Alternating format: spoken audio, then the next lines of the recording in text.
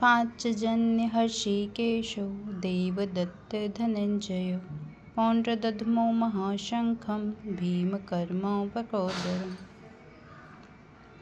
भगवान कृष्ण ने अपना पांचजन्य शंख बजाया।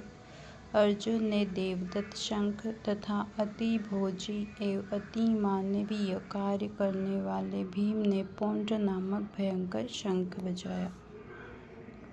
तात्पर्य: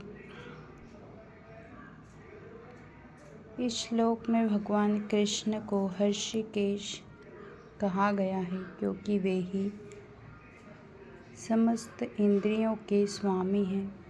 सारे जीव उनके भी अंश हैं, अतः जीवों की इंद्रियां भी उनकी इंद्रियों के अंश हैं।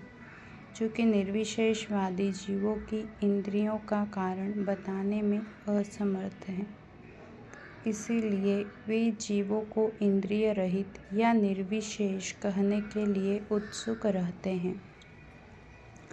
भगवान समस्त जीवों के हृदयों में स्थिर होकर उनकी इंद्रियों का निर्देशन करते हैं, किंतु वे इस तरह निर्देशन करते हैं कि जीव उनकी शरण ग्रहण कर ले।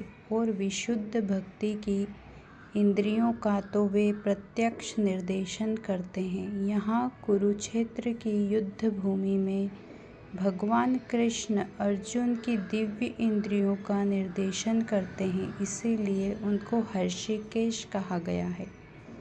भगवान के विविध कार्यों के अनुसार उनके भिन्न भिन्न नाम हैं।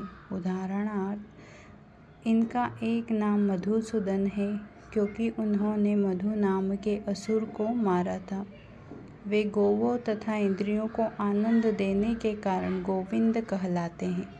वसुदेव के पुत्र होने के कारण इनका नाम वासुदेव है। देवकी को माता रूप में स्वीकार करने के कारण इनका नाम देवकी नंदन है। वृंदावन में यशोदा के साथ बाल लीलाएं करने के कारण ये यशोदा नंदन है। अपने मित्र अर्जुन का सारथी बनने के कारण पार्थ सारथी हैं।